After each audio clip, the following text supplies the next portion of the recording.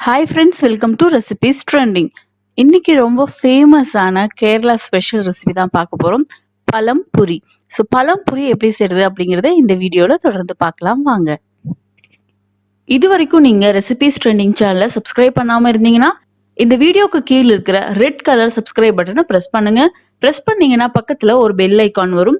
இந்த bell ஐகான்ல all அப்படிங்கிற notification நீங்க செட் பண்ணி வச்சாதான் நான் போடுற வீடியோஸ் எல்லாமே உங்களுக்கு நோட்டிபிகேஷனா வரும். தினம் தினம் நான் போடுற எல்லா ரெசிபிஸும் உங்களுக்கு ரெகுலரா வரணும் அப்படின்னா சப்ஸ்கிரைப் பண்ணிட்டு அந்த பெல் பட்டன்ல ஆல் அப்படிங்கிற நோட்டிபிகேஷனை செட் பண்ணிக்கோங்க. கேரளா ஸ்பெஷல் பழ பஜ்ஜி செய்யறதுக்கு மைதா மாவு 1 கப் நான் அதுல ஆட் பண்ணிக்க போறேன். நான் வந்து பாத்தீங்கன்னா மொத்தம் 4 நேந்திரம் பழம் எடுத்திருக்கேன். 4 நேந்திரம் பழத்துக்கு 1 கப் மைதா மாவு கரெக்டா இருக்கும். இதுல 1/4 டீஸ்பூன் அளவு ஏலக்காய் தூள், 1/4 டீஸ்பூன் அளவு மஞ்சள் தூள் அல்லது ஒரு எல்லோ கலர் ஃபுட் கலர் இருந்துச்சு அப்படின்னா அது கூட நீங்க 1/4 டீஸ்பூன் ஆட் பண்ணிக்கலாம். இதுல பொடித்து வச்சிருக்கிற சர்க்கரை வந்து பாத்தீங்கன்னா 4 டேபிள் ஸ்பூன் ஆட் பண்ணிக்க போறேன். சர்க்கரை வந்து இந்த மாதிரி நம்ம பவுடர் பண்ணிட்டு அதுக்கப்புறம் ஆட் பண்ணோம்னா இது நல்லா மிக்ஸ் ஆகும், அதுக்காக தான். 4 டேபிள் ஸ்பூன் பொடித்த சர்க்கரை இதுக்கு ஆட் பண்ணிக்கலாம். நான் 4 நேந்திரம் பழம் எடுத்திருக்கங்காட்டிக்கு ஈக்குவலா 4 டேபிள் ஸ்பூன் சர்க்கரை எடுத்திருக்கேன். இதுல அரிசி மாவு 3 டேபிள் ஸ்பூன் ஆட் பண்ணிக்கோங்க. இது வந்து பாத்தீங்கன்னா நமக்கு அந்த பஜ்ஜி வந்து நல்ல கிறிஸ்பினஸ் கொடுக்கும், அதுக்காகத்தான். இப்போ இதுல 1/4 டீஸ்பூன் அளவு கொஞ்சமா சோடா உப்பு ஆட் பண்ணிக்கலாம். இது வந்து பாத்தீங்கன்னா ஒரு ஸ்வீட் ரெசிபி மாதிரி இருக்கும். அதனால நல்ல பழுத்த வாழைப்பழமா இருக்கங்காட்டிக்கு நல்லா இனிப்பா நல்லா இருக்கும்.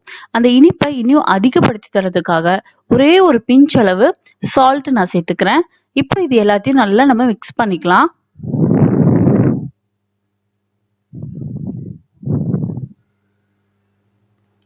இப்போ இதுல வந்து பாத்தீங்கன்னா தேவையான அளவு தண்ணி ஆட் பண்ணிட்டு நம்ம எப்படி யூஸ்வலா பஜ்ஜி மாவுக்கு மிக்ஸ் பண்ணுவோமோ அதே போலதான், அதே கன்சிஸ்டன்சில இதை நீங்க நல்லா கரைச்சி எடுத்துக்கோங்க.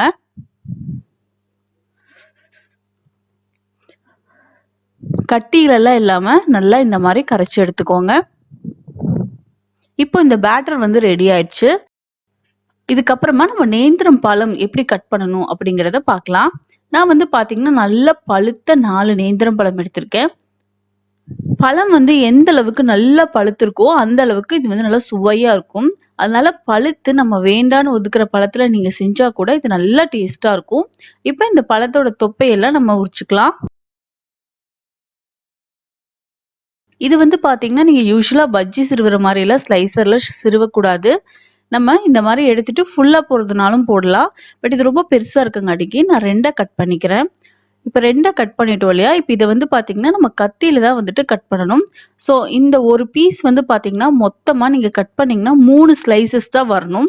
அந்த அளவுக்கு திக்னஸ் இருக்க மாதிரி நீங்க கட் பண்ணிக்கோங்க. இப்ப இது வந்து ஒரு ஸ்லைசஸ் ஆயிடுச்சு. இப்ப பேலன்ஸ் இருக்கிற பழத்துல இனி ஒரு ஸ்லைசஸ் மட்டும் போட்டுக்கலாம். அவ்வளவுதான், மொத்தம் 3 ஸ்லைசஸ் தான் வரணும். அதுக்கு மேல இருக்க மாதிரி கட் பண்ணாதீங்க. அப்போ ஒரு பழத்துல இந்த மாதிரி நீங்க ஆஃபா கட் பண்ணீங்க அப்படின்னா மொத்தமா 6 ஸ்லைசஸ் வரும் நமக்கு. நம்ம ரொம்ப லேசா கட் பண்ணோம் அப்படின்னா நம்ம பழம் வந்து எடுத்து போடுவோம் இல்லையா, ஃப்ரை பண்ணும்போது வந்து பாத்தீங்கன்னா லேசா இருந்துச்சு அப்படின்னா அது உடைஞ்சிரும். அதனால இந்த அளவுக்கு திக்னஸ் இருக்கணும். கத்தியில வச்சு இந்த மாதிரி கரெக்டான திக்னஸ் அளவுல இதை கட் பண்ணி எடுத்துக்கோங்க. இப்ப இதே போல பேலன்ஸ் இருக்கிற எல்லா பழத்தையும் நம்ம கட் பண்ணி எடுத்துக்கலாம். இப்போ 4 நேந்திரம் பழத்தையும் நான் கட் பண்ணி எடுத்துட்டேன். உங்களுக்கு இந்த மாதிரி நீட்ட ஷேப்ஸ் வேண்டாம்னு நினைச்சீங்க அப்படின்னா நீங்க நேந்திரம் பழத்தை ரவுண்டா கட் பண்ணி கூட நம்ம எப்படி உருளைக்கிழங்கு பஜ்ஜி போடுவோம் அதே போல நீங்க ரவுண்ட் ஷேப்ல கட் பண்ணி கூட போடலாம். அதுவும் பார்க்கிறதுக்கு நல்ல டிஃப்ரெண்டா இருக்கும். இப்ப நம்ம எல்லாமே கட் பண்ணியாச்சு. இப்ப நம்மளோட பேட்டரும் வந்து ரெடியா இருக்கு. ஆயில் வந்து நல்லா ஹீட் ஆனதுக்கு அப்புறமா இதை பொறுமையா எடுத்து போடுங்க.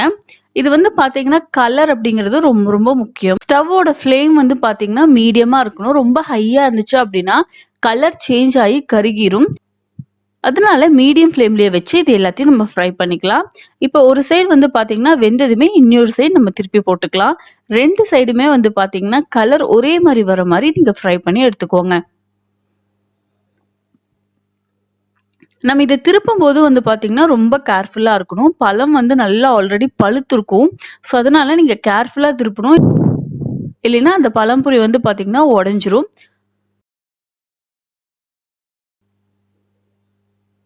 ஸோ இப்போ இதே போல எல்லாத்தையும் நம்ம ஃப்ரை பண்ணி எடுத்துக்கலாம். இந்த கலர் வந்து பாருங்க சூப்பரா வந்திருக்கு. இப்போ நம்மளோட சூப்பரான பழம்பொரி ரெசிபி ரெடி ஆயிடுச்சு.